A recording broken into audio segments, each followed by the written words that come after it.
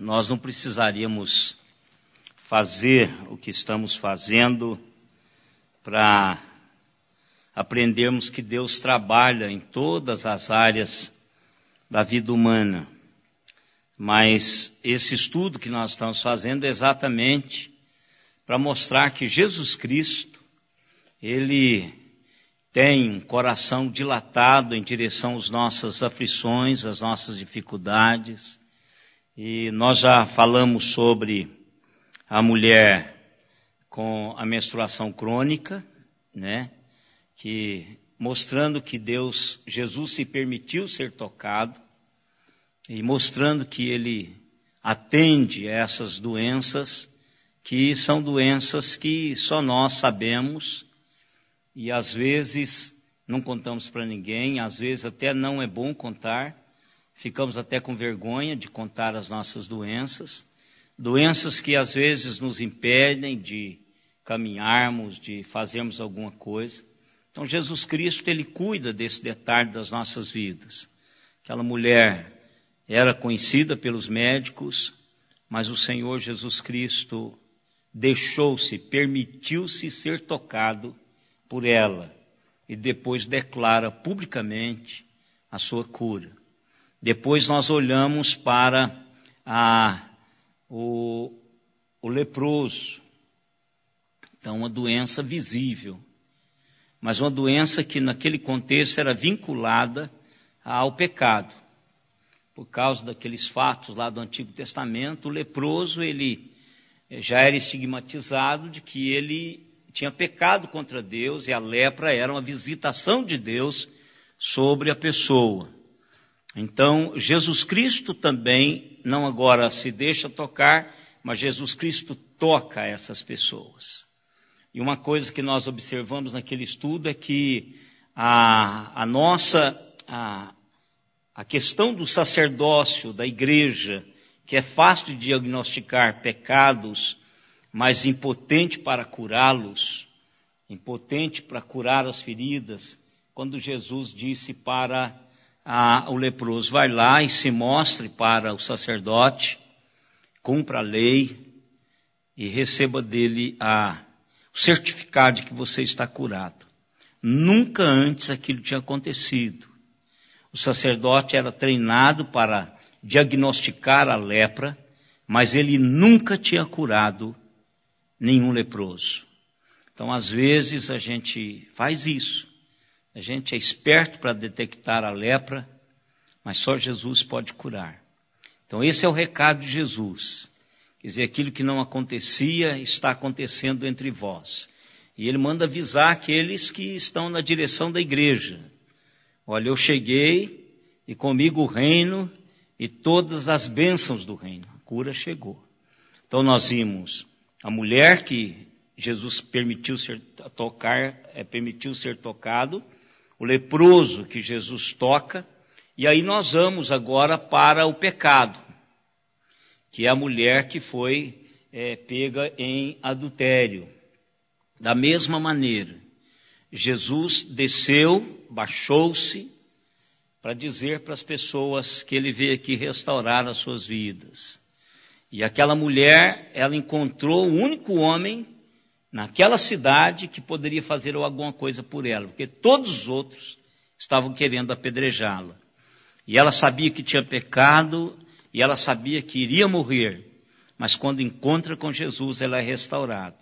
Lá nós aprendemos que Jesus Cristo sabe quem somos, Jesus Cristo sabe todas as nossas inadequações, mas Ele é a resposta para isto. E Jesus Cristo não baixou o padrão. Ele perdoa-nos, mas o padrão dele continua. Vá e não peques mais. Então, a questão de uma doença da pessoa, que é uma menstruação, ninguém fica contando para os outros que está menstruado. Né? Ninguém fica contando que a menstruação não parou. Então, uma questão íntima, uma doença íntima, que às vezes a pessoa sofre ali caladinha, até porque não pode contar para ninguém. Né? Quanto mais ela contasse, mais prejudicada ela seria. uma doença que estava exposta, que é a questão da lepra, vinculada à questão de pecado. E a questão do pecado, que é a condenação total da morte. Jesus trata disto pessoalmente. Então esse é o objetivo dessa série de estudos. Entendemos que Jesus Cristo, ele veio trabalhar o homem integral em qualquer área da sua vida. Jesus não especifica, olha, eu vou só trabalhar essa área. Ele trabalha o homem na sua integridade e em todas as nossas patologias. Todas as nossas patologias. Ele não só sabe, mas como ele tem o poder para tratar. E aí agora ele vem essa série que nós vamos fazer agora, é uma série em que ele mostra que algumas das circunstâncias que nós enfrentamos é porque enfrentamos o inimigo das nossas almas.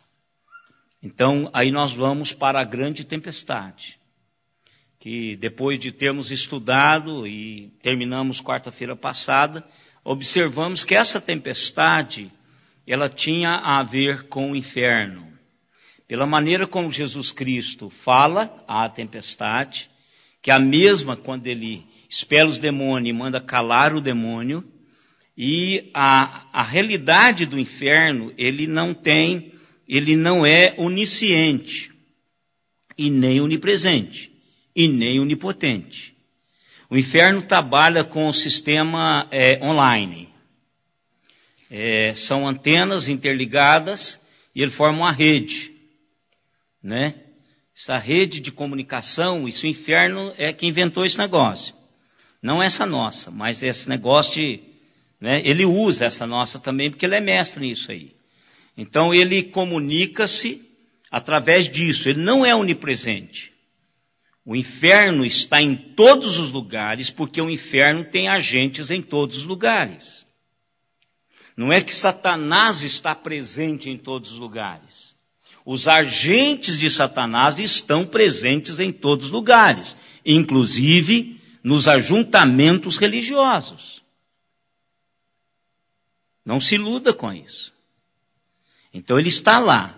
Então isso é uma rede. Então, como Jesus Cristo, eu disse quarta-feira passada, Jesus Cristo não viveu um único dia da sua vida, e não foram só os 3 anos ministeriais de ministério público, mas Jesus Cristo não viveu nenhum dia da sua vida sem propósito.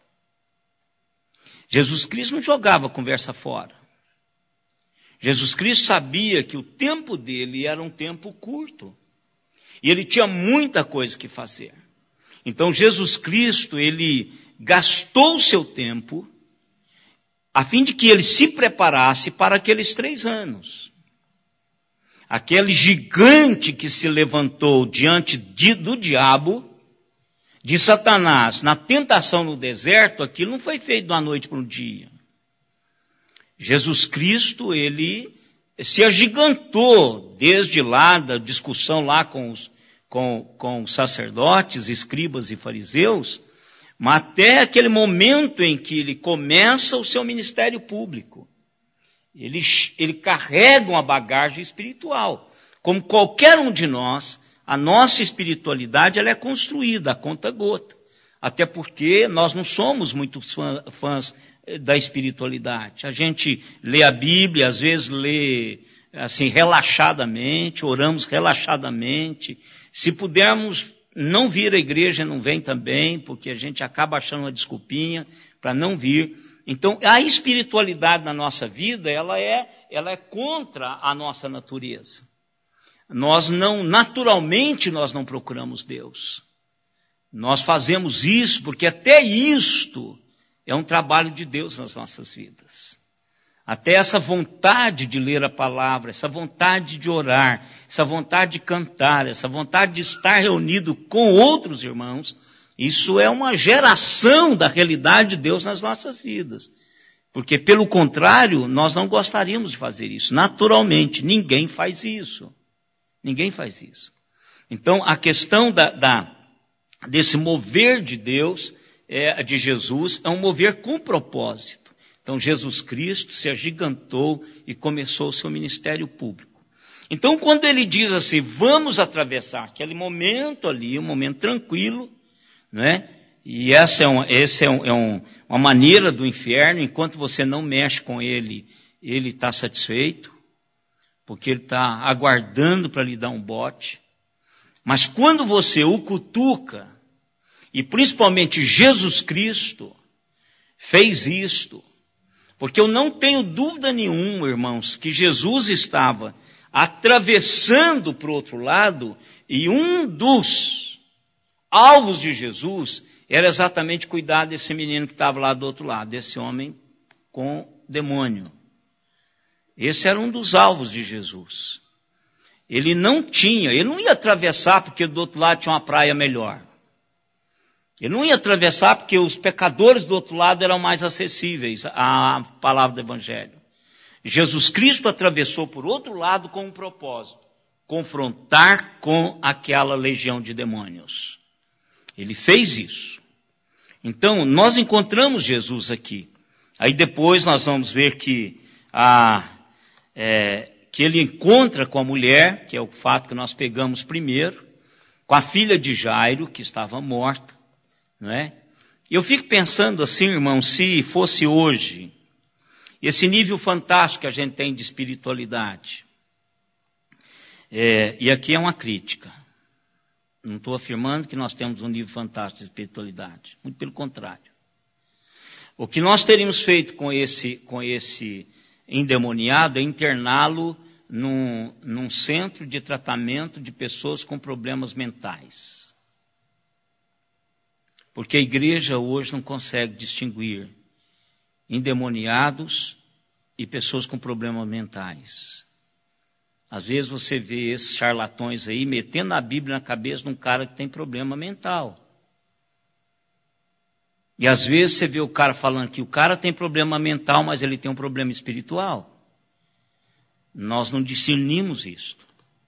O que nós faríamos com a mulher doente, aquela primeira que nós estudamos?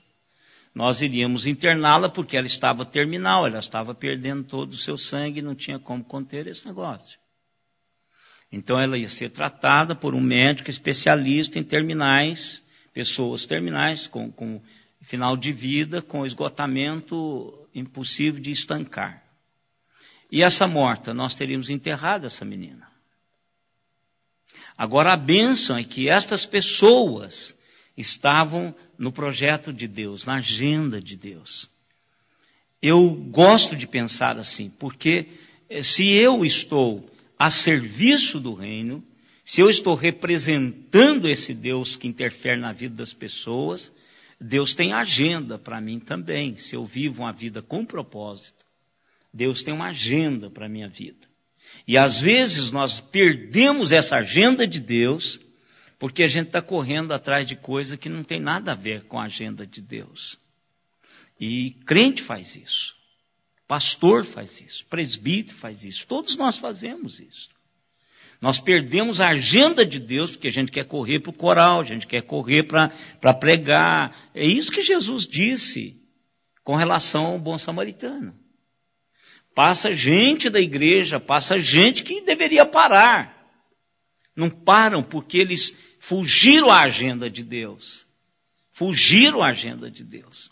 Mas Jesus não, Jesus tinha uma agenda fechada. Jesus não abria mão, não abriu para o inferno e não abriu para ninguém a agenda dele. Para ninguém. Jesus a cumpriu, tanto que cumpriu, que a última palavra dele na cruz foi tetelestai. Tudo está consumado. Essa foi a palavra dele. Então eu e vocês estamos aqui porque Jesus se comprometeu conosco, a nossa salvação. Por isso que nós estamos aqui. Então isso é um privilégio, é uma bênção muito grande. Vamos ler o texto, irmãos. Marcos capítulo 5.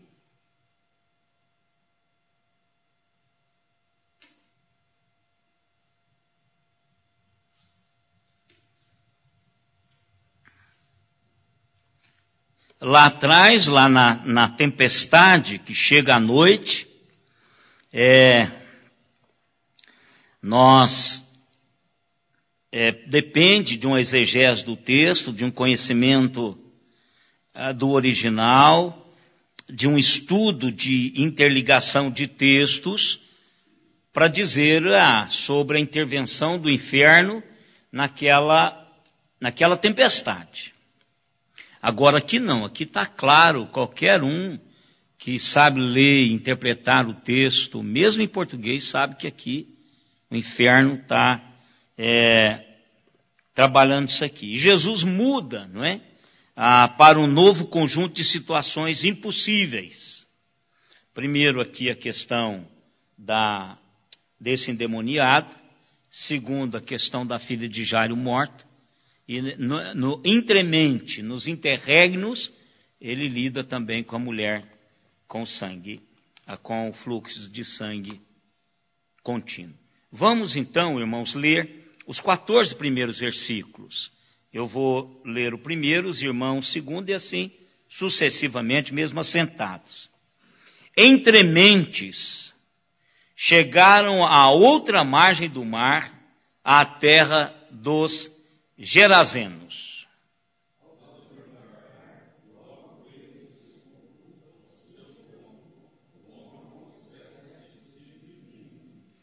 O qual vivia nos sepulcros, e nem mesmo com cadeias alguém podia prendê-lo.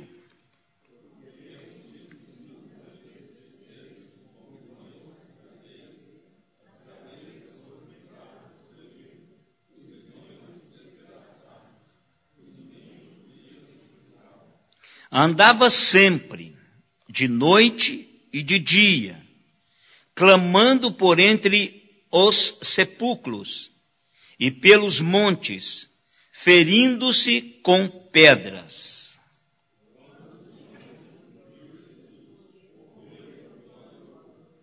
Exclamando com alta voz: que tenho eu contigo, Jesus, Filho do Deus Altíssimo? Conjuro-te por Deus que não me atormentes.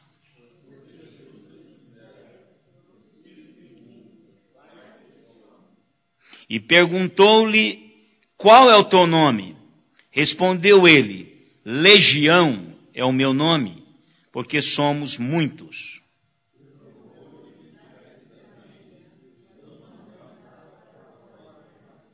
Ora, pastava ali perto, ali pelo monte, uma grande manada de porcos.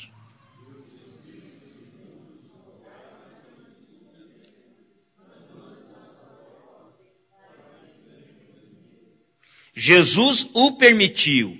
Então, saindo os espíritos imundos, entraram nos porcos, e a manada, que era cerca de 2.000, precipitou-se despenhadeiro abaixo para dentro do mar, onde se afogaram.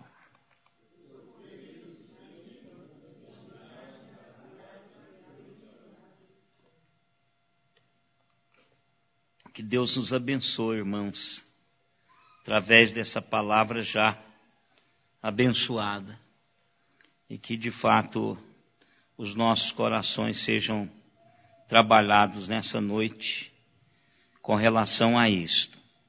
Nós encontramos aqui, irmãos, e eu quero fazer da mesma maneira que nós fizemos da vez passada. Eu quero estudar primeiro o homem, eu quero pensar sobre ele. E aqui tem uma diferença. Se você pegar Mateus 8,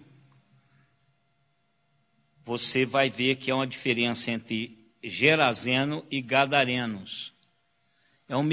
É por causa da região de Gadara. Então essa região tinha duas divisões. Porque tem, por exemplo, o espanhol. Nós temos espanhóis da Espanha e nós temos o castelhano de Castilho.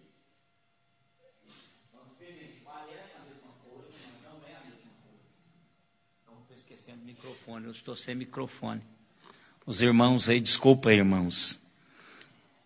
Então, é a mesma região, só que a leitura de Marcos e a leitura de Mateus e de Lucas diferenciam, mas é as mesmas pessoas, os gadarenos e os gesarenos, então, gerazenos. Então, a mesma coisa. Então, quando você vê isso aí, não é discrepância bíblica. Não é que Mateus viu Jesus numa região e Marcos viu Jesus noutra região e Lucas viu Jesus noutra região. Não é nenhum erro bíblico. Isso aí é uma questão de ter o mesmo local, mas termos pessoas diferentes. A primeira coisa, irmãos, que a gente precisa pensar aqui com esta situação impossível é que esse homem era incapaz de ajudar a si mesmo e as pessoas ao seu redor eram também impotentes para ajudá-los também. Primeira coisa. Então era um homem que não tinha nenhuma condição de se ajudar, um homem que as pessoas, por mais que elas tentassem ajudá-lo, não tinham como fazê-lo também. Até tentaram, usando métodos diferentes, mas não conseguiram. Por isso, à semelhança de todos os outros fatos, este homem está numa situação, tanto quanto da mulher com o fluxo de sangue, do leproso e da que foi pega com relação ao adultério, e dos discípulos, que de uma perspectiva humana, eles não poderiam fazer nada, e não poderiam mesmo.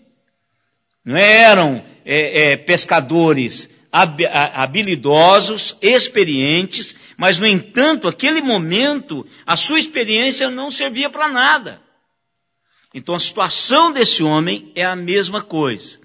Agora, com um diferencial que pesa muito, é que esse homem estava sendo oprimido por uma realidade espiritual. É aqui que a vida desse homem é um momento muito difícil. Dos discípulos, tinha Jesus para discernir a coisa. Então Jesus vem, repreende o mar e aquieta o coração dos discípulos. Mas esse coitado aqui está numa região que ninguém sabe nada.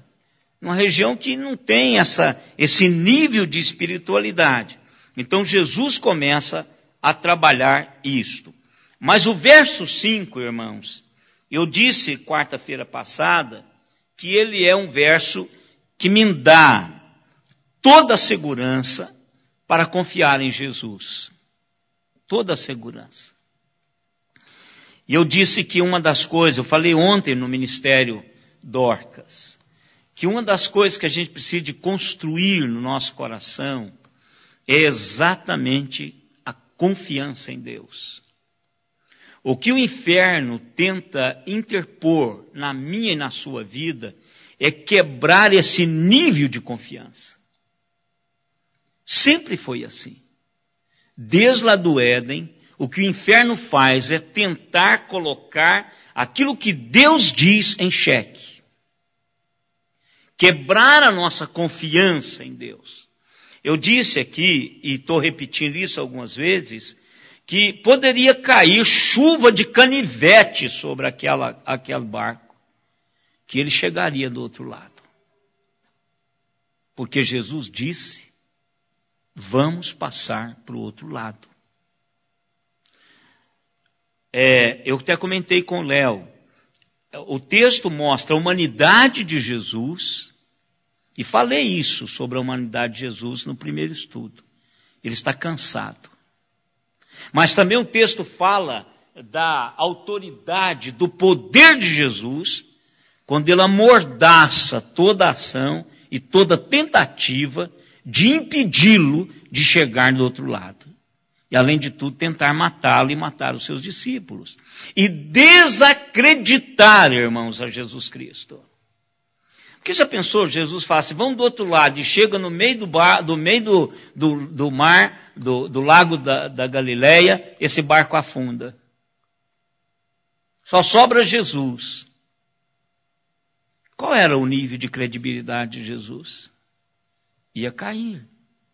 E o inferno tentou fazer isso. E o inferno tenta fazer isso até hoje. E nós, irmãos, às vezes perdemos a nossa anteninha espiritual. A gente precisa de discernir isso. Quando o texto diz assim, chegaram à outra margem do mar, isso aqui para mim é Jesus faz aquilo que ele disse que vai fazer. Está lá do outro lado. Os discípulos estão admirados de ver o poder de Jesus. Comentaram entre eles, quem é este que até o vento e os mares lhe obedecem? É esse que eu e você servimos. É disso que Deus quer ensinar para mim e para você.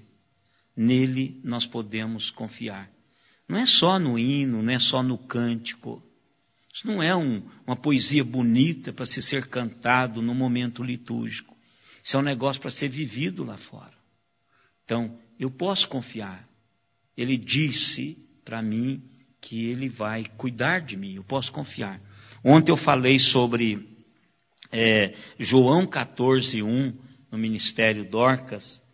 E eu gosto muito daquele texto, quando Jesus diz assim, não se turbe o vosso coração. Crede em Deus, crede também em mim. Porque na casa do meu Pai há muitas moradas. Irmãos, a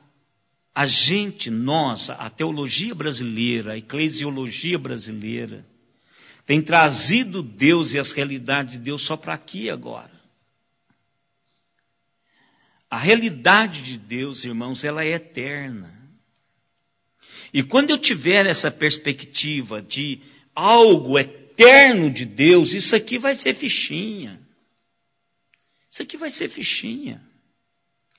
O que Jesus queria é que as pessoas confiassem nele por uma realidade espiritual muito além e muito maior do que nós desfrutamos aqui. Cuidar de mim, cuidar de você diariamente, isso é café pequeno para Deus, irmãos. Ele não faz força para fazer isso comigo e com você. Cuidar das minhas coisas, suprir as minhas necessidades. Jesus faz isso Deus faz isso com leveza. Isso não é peso para ele. Nenhum. Agora, o que eu preciso é de conceber que é uma realidade muito maior do que o teto da minha casa, do que o meu carro, do que meu filho, do que meu emprego, do que meu arroz e feijão, do que meu bife, do que minha energia, do que tudo. Ele me prometeu que eu vou morar com ele por toda a eternidade. Então, tudo quanto Deus vai fazendo comigo e com você, Ele quer construir isso, irmãos. Ele não quer construir para eu entender que Ele vai me dar um carro novo, para eu entender que a minha filha vai casar bem, para entender... Não é isso que Ele está fazendo. Também pode vir todas essas coisas. Mas o que Ele quer construir com esses conta-gotas de cuidado diário é que eu possa confiar nele e posso morrer tranquilo qualquer época, porque Ele não vai me esquecer, não vai me deixar para trás. Lá tem muita casa, ninguém vai ficar de fora. Ninguém vai ficar de fora. Pode crer no meu Deus, no meu Pai, e pode crer também em mim. Não gere nenhum temor no seu coração. O que vai ser amanhã? E se eu morrer ele esquecer? Não vai existir isso. Então, quando Jesus diz assim, vamos para o outro lado e lá chega. Então, o coração desses discípulos se agigantaram. E Jesus vai fazendo isso na minha, na sua vida, para isso acontecer. E os embates nossos espirituais, eles vão tomando dimensões maiores quando nós vamos assentindo nessa compreensão de Deus. Por isso que é um privilégio o crente envelhecer. Isso é um privilégio. Quando eu pego aquele texto dizendo que a longevidade é bênção do Senhor, não é para o cara desfrutar da vida aqui não, é para o cara representar a Deus de uma maneira gigantesca. Porque quanto mais velho nós estamos, mais espiritualmente preparados para os embates nós deveríamos estar. Quanto mais eu alcanço de Deus a vida, mais eu tenho que testemunhar dessa confiança. E o salmista diz isto. Já fui velho, e aí? Nunca vi. Fui jovem, agora sou velho. Ou seja, o que ele está testemunhando é o seguinte: em toda a minha vida, eu sou testemunho ocular de que Deus cuida dos seus.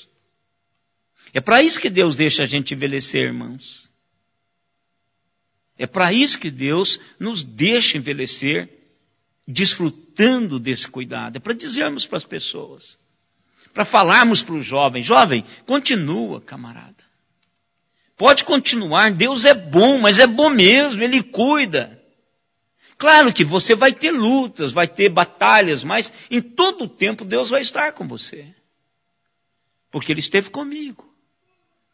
Então, quando os discípulos recebem isso é fantástico. Então, eles chegam lá, e aí o que acontece nesse momento? O verso 2, desembarca, olha, o tempo de desembarcar, e Jesus é muito sábio, ele descansou porque o embate que vinha aí à frente, irmãos, era um embate ferrenho. Então Jesus descansou e ele sabia que seria assim. O que ele diz lá o verso 2?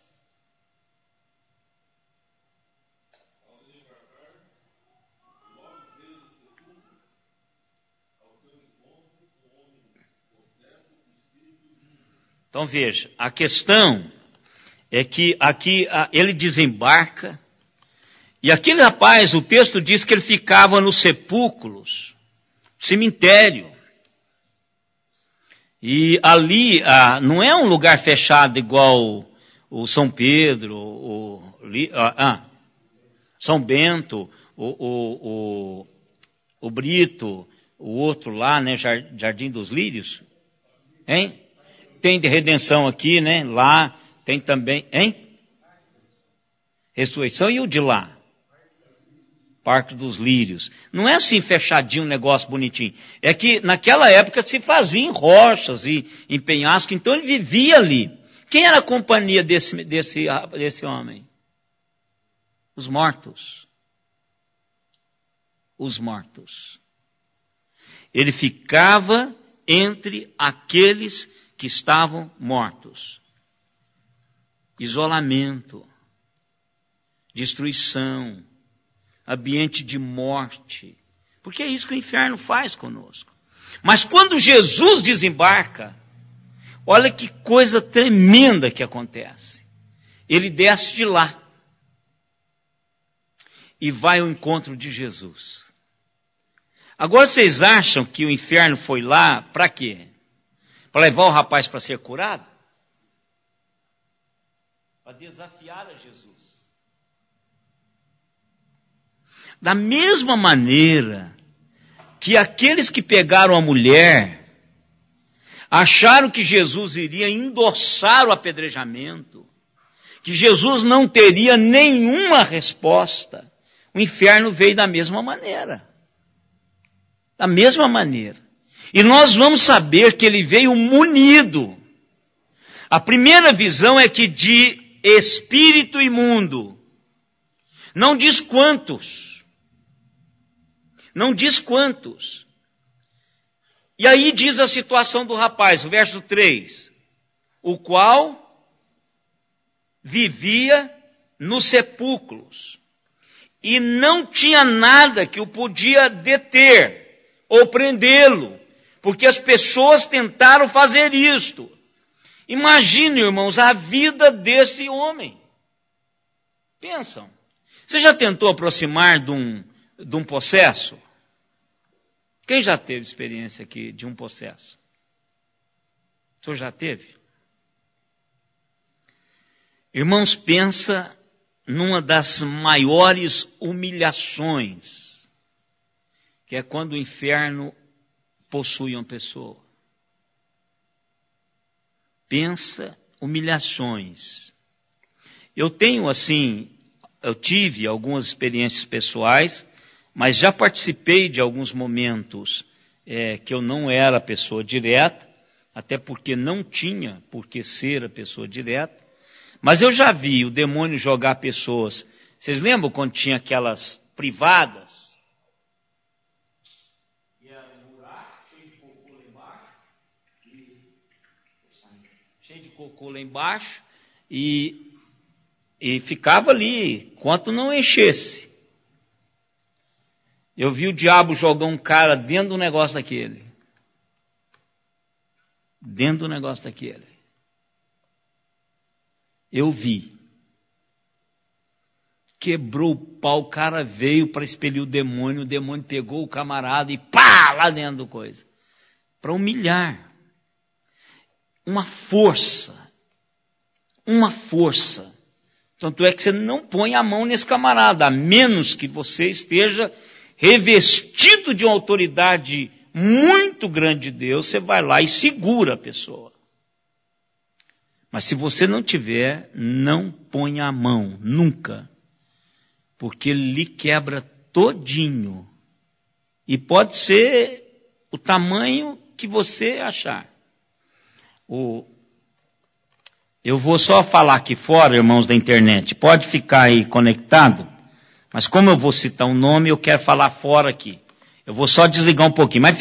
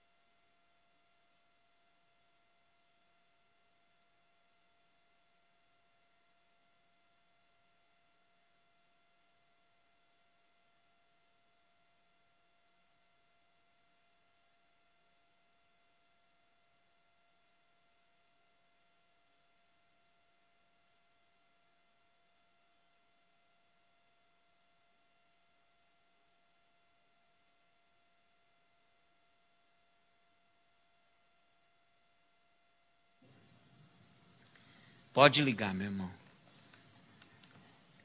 Esse homem estava vivendo o tempo todo lá no cemitério. A vida dele era aquilo. Agora eu fico pensando assim, por que o cemitério? Porque o local que tinha pedras que pudesse cortar. Ele se cortava todo. A pergunta é, ele se cortava para tentar livrar-se do inferno, ou ele se cortava porque o inferno o obrigava a fazer isso? O inferno não queria matá-lo, não matou, mas humilhou o tempo todo. O tirou do convívio da família, o tirou do convívio social e o colocou lá entre os mortos. E ele saía de dia e de noite andando e gritando. Andando e gritando o tempo todo. Pensa, irmãos. Todo mundo tinha medo. Os meninos dessa cidade tinham medo desse rapaz. Ele vivia uma vida solitária, sem nenhum apoio de ninguém, e todo machucado. Pensa nisso, irmãos. Camarada que vive no cemitério, que se corta com cortes, com cicatrizes, com o odor de sangue podre. Quem é que é aproximado de um cara desse? Ninguém conseguia fazer nada, o texto diz, ninguém conseguia subjugá-lo, nem dar banho nele. Conseguia nada, essa era a situação, ele andava e gritava por tudo quanto é lugar. E aí, o que acontece? De longe, ele vê Jesus. O diabo viu Jesus de longe. Essa adoração aqui é uma adoração que esse camarada não estava adorando. Isso aqui era uma pseudo-adoração. Porque ele ajoelhou, por isso que é a expressão. Então ele viu Jesus, correu e adorou. O diabo sabe, irmãos, que ele vai ter que adorar o Senhor Jesus Cristo. Ele vai também, à semelhança de toda a raça humana dobrar os seus joelhos em terra e dizer que Jesus Cristo é o Senhor. E ele já fez aqui. Só que ele fez aqui porque ele sabia que Jesus iria interferir naquela situação. Jesus iria trabalhar aquela realidade que aquele homem estava passando naquele momento. Agora, irmãos, aqui é um negócio fantástico. É só para dizer para os irmãos o tamanho dessa opressão. Qual é o tamanho dessa opressão, irmãos?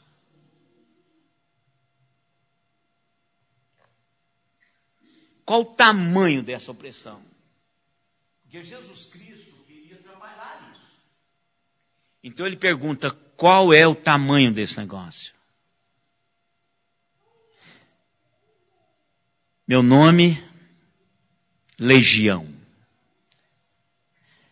Legião romana, que é a mesma palavra, tem 2.000 a 6.000 soldados.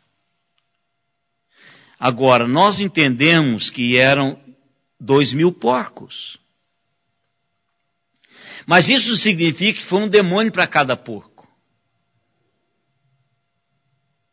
Não significa. Mas no mínimo, tinha 2.000 demônios nesse camarada, irmãos.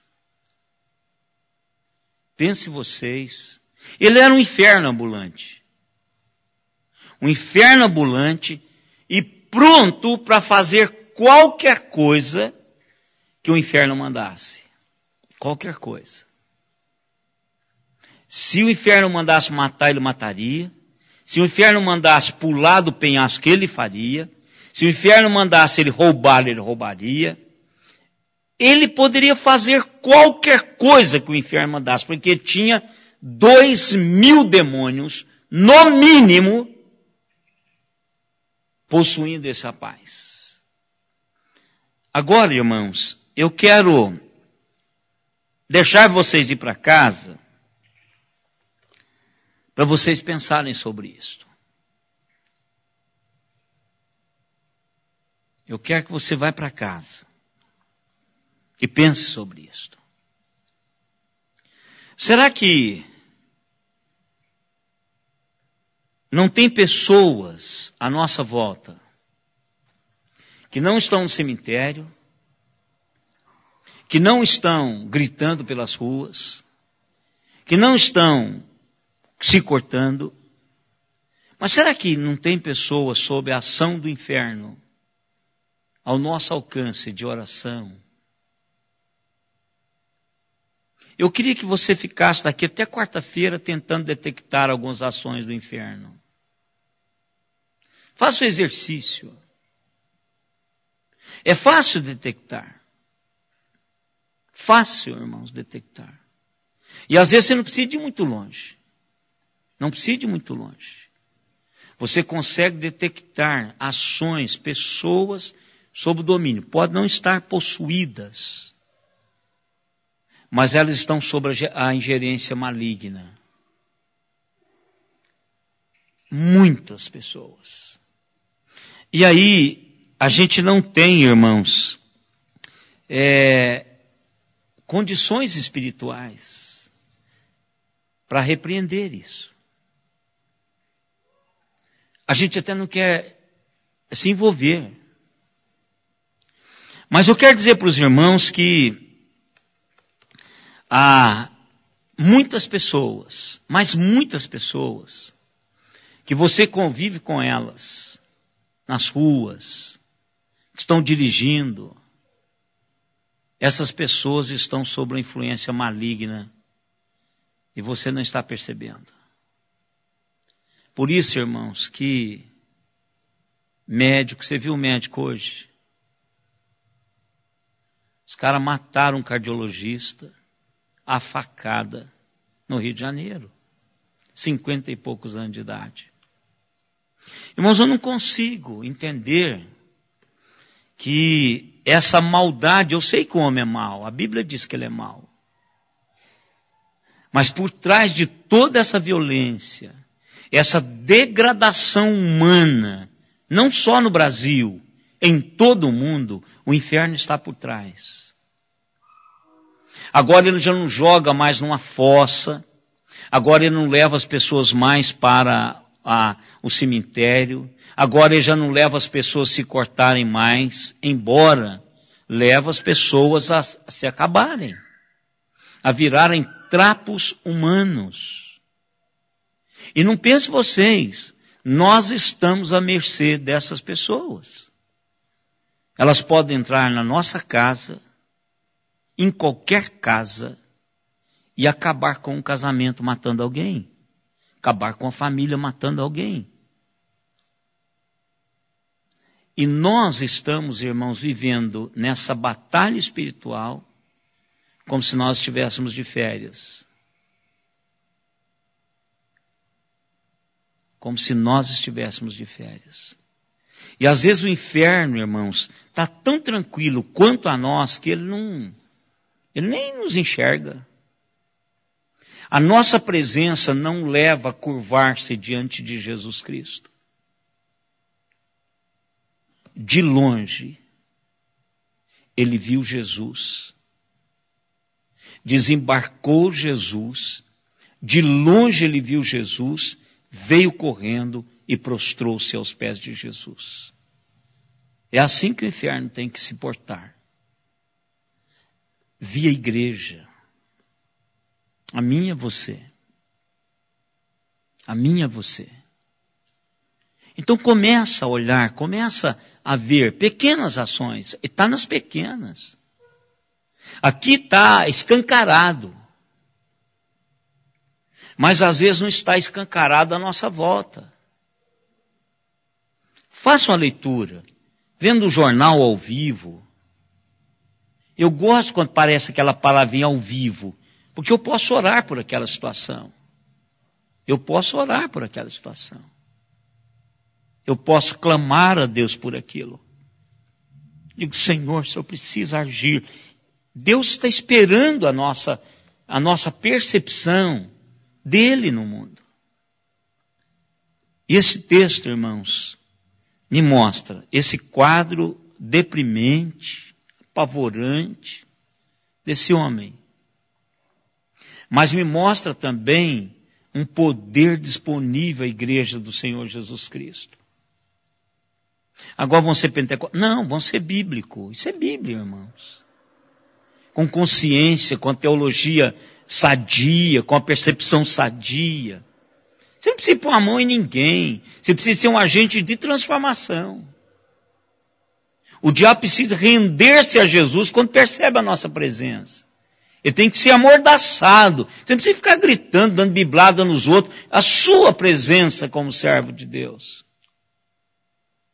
Nós vamos ver como Jesus tratou esse negócio. Próxima quarta. Mas eu quero que você vá para casa hoje nesse exercício. Tem gente, irmãos, que estão algemados pelo pecado, não conseguem sair. Não conseguem nem ouvi-lo falar de Jesus. Isso é uma batalha de oração. Você precisa de meter o joelho em terra e começar a orar, em vez de falar muito, começar a orar. Às vezes é fácil você detectar, mas às vezes está oculto. E a gente precisa de orar, irmãos. Pedir que Deus esteja libertando essas pessoas.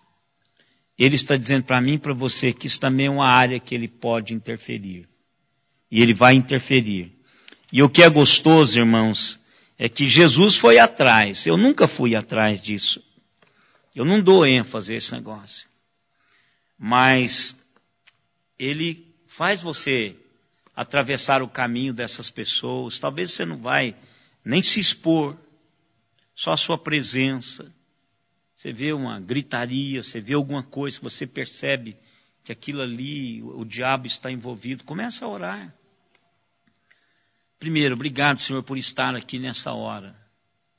Eu quero ser agente do Senhor para interferir nesse negócio. Olha para o lugar. Ora silenciosa. Mas ora com fervor, da mesma maneira como se você estivesse com o microfone na mão. Interferindo. Deus quer que isso aconteça, irmãos. Tem muita gente presa pelo inferno, irmãos. E ninguém pode com elas. Mas Jesus pode. Jesus quer dizer para mim e para você o que ele disse para os sacerdotes. Fica você sabendo que lepra a partir de agora tem cura. Porque eu cheguei. Aonde Jesus chega, ele é capaz de interferir e trazer libertação. É o que nós vamos ver na próxima quarta-feira. Tivemos 26 conexões, Araraquara, Campinas, São Paulo, Ribeirão Preto, Belo Horizonte, Recife, Joinville, Franca e Jundiaí. Deus abençoe a todos vocês, em nome de Jesus. Ó, quem está em Belo Horizonte, daqui, é um irmão nosso. Tem um irmão nosso lá em Belo Horizonte. Então está fazendo um curso lá essa semana. Provavelmente pode ser. Se não for, mineiro ou paulista que está lá, um abração. Vamos orar, irmãos. Tem algum pedido de oração, irmãos, para a gente fazer especificamente? Uma coisa que esteja acontecendo nessa semana que não foi mencionado? Sim, irmãos. Sim.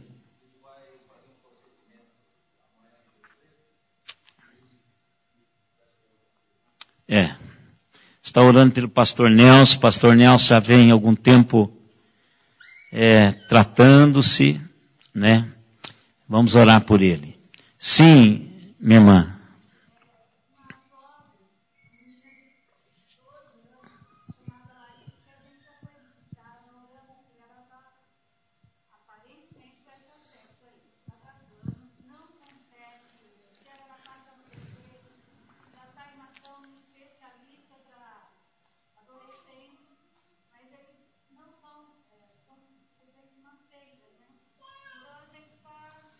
Tem que encontrar com Jesus.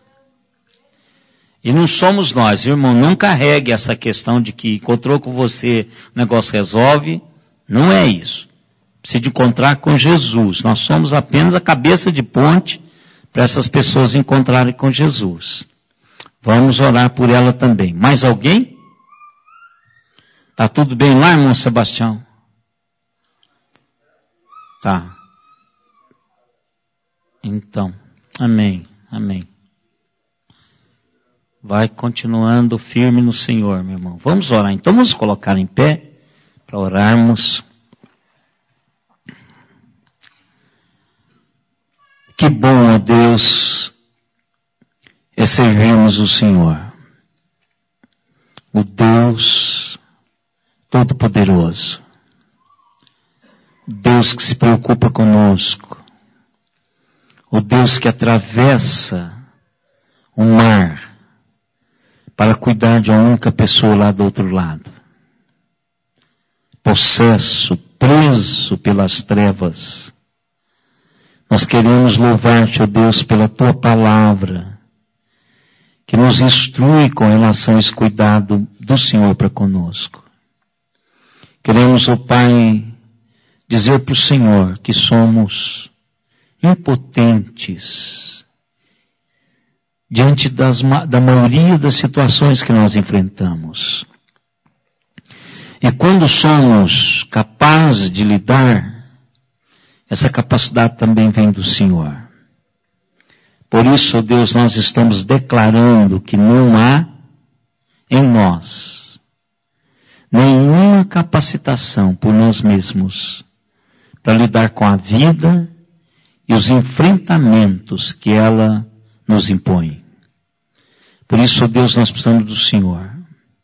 Todos nós que aqui estamos, precisamos do Senhor.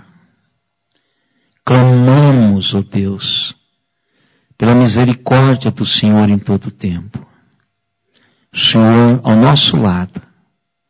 Vamos chegar, ó Deus, naquele porto seguro e entrarmos na mansão celestial e lá passarmos toda a eternidade usufruindo da tua presença absoluta. Deus, nós cremos nisto. E a nossa oração é que aqueles que conosco convivem, os nossos familiares, se agigantem também nessa confiança. Que teu Espírito Santo esculpa em nós essas realidades. Queremos, ó Deus, colocar diante do Senhor, em especial, a vida do pastor Nelson, teu servo. O Senhor esteja cuidando dele como o Senhor tem feito até hoje. Que amanhã, Deus, ele possa receber do Senhor o cuidado. Também pedimos pela irmã Diná, para que tudo concorra, ó Deus, de maneira que o teu nome seja engrandecido, como tem sido na vida da tua serva e dos seus familiares. Pedimos também, ó Deus, por aquela jovem que precisa exatamente da ação do Senhor, como este do texto que nós acabamos de ler. Todo poder pertence ao Senhor. As trevas não são trevas na tua presença. Por isso, Pai, a nossa oração é que o Senhor possa conduzir pessoas ali, dar talvez a Madalena, Senhor, essa incumbência de levar o Senhor até aquela casa. E que sejam libertos do poder do inferno. Te louvamos, ó Deus, pela bênção de já ter sido nós, cada um de nós, trabalhados pela tua graça. Obrigado, ó Deus, por cada pessoa aqui presente. Obrigado porque o Senhor nos trouxe aqui para falar-nos o que a tua palavra tinha a nos dizer. Obrigado, Pai, pelos nossos internautas. Obrigado por estes irmãos que também, Senhor, têm fielmente marcado o encontro com o Senhor às quartas-feiras. Obrigado por cada irmão aqui, cada família aqui representada. E agora, irmãos, que a graça do Senhor Jesus Cristo, o amor de Deus, o nosso eterno Pai, a comunhão, as consolações e o poder do Espírito Santo estejam em nós e sobre nós até aquele dia, quando com Ele nós nos encontraremos. Amém, Senhor. Amém.